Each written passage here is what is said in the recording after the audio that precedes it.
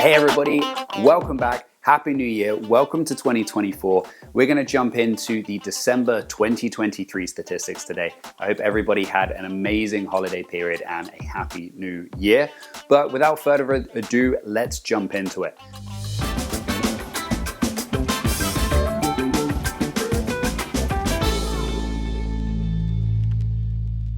I'm going to caveat this right from the get-go. The numbers and what we're seeing from the board at the moment, which I'll give you, are a good indicator of where things are going and where they have been. But personally, what I'm seeing in the market versus the numbers that are coming out are showing two very different stories. That's not to say that the board numbers are wrong. That's just to say that they are outdated because they're not quite in real time and things are changing.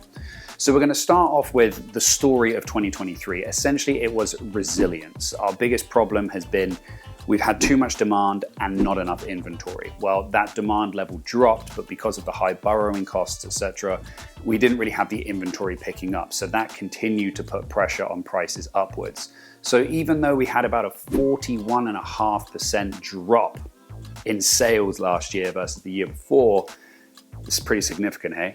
We are still up about 5% across the board in prices year over year. So that is very, very unheard of. Typically, when we see demand and sales drop so much, we see that downward pressure on prices. Now, I'm going to jump into another statistic, which I usually talk about later, but that's the sales to active listings ratio.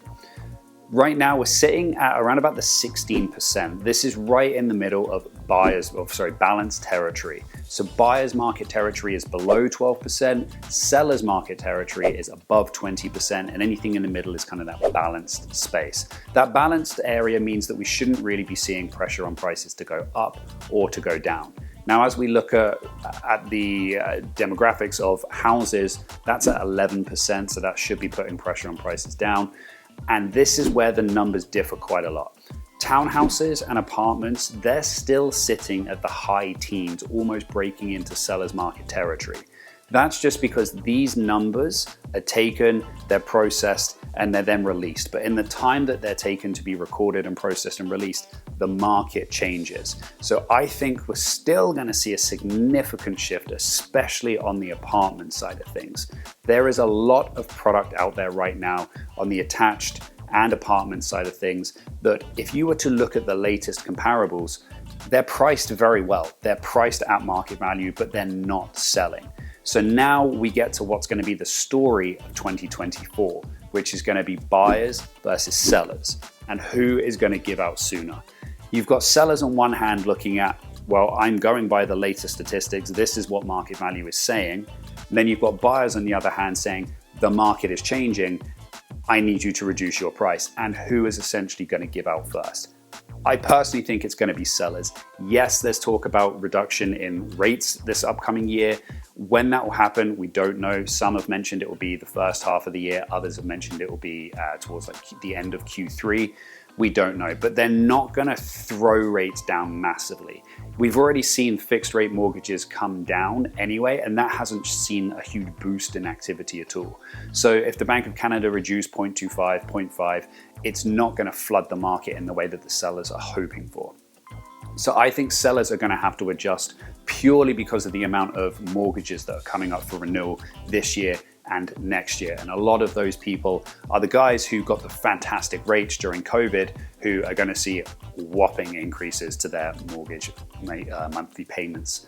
So this is really what 2024 is going to look like for us. So although the numbers are still showing like a lot stronger and Vancouver has been resilient, I actually just think Vancouver has been delayed, and we're going to start to see the adjustments that we've seen elsewhere happen to us in 2024.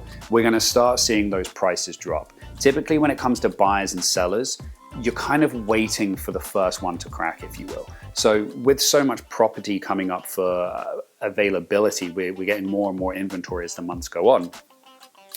You're going to eventually get somebody who's going to know that, okay, the market value is not what the current numbers are saying. I've got to reduce price, and maybe my $750,000 apartment is now actually worth $699,900 or something like that. My $1.5 million detached house further out of the city is now actually worth 1.4 million.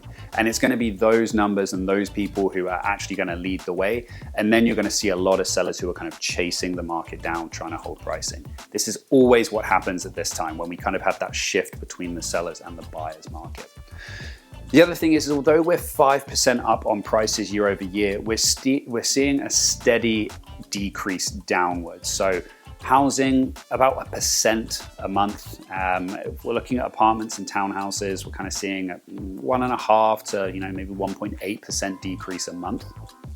So those prices are coming down. So it's very easy to look at the 2023 numbers and you're kind of seeing a mixed bag because the start of 2023 was not the same as the end of 2023. That's why it's really important to take these numbers with an idea of where the market's going, but it's very important to understand what's actually happening in the market.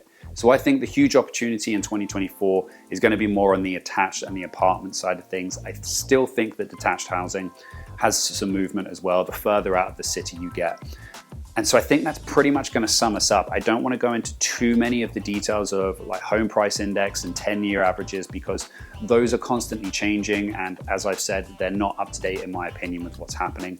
We're starting to see things shift down now. This year's buyers versus sellers, we're going to see who cracks first. My bet is the sellers. But of course, if you have any questions on specific areas, do reach out. Please do like, follow, subscribe. It's always a pleasure. Again, Happy New Year. All the best for 2024, and I will see you guys next month.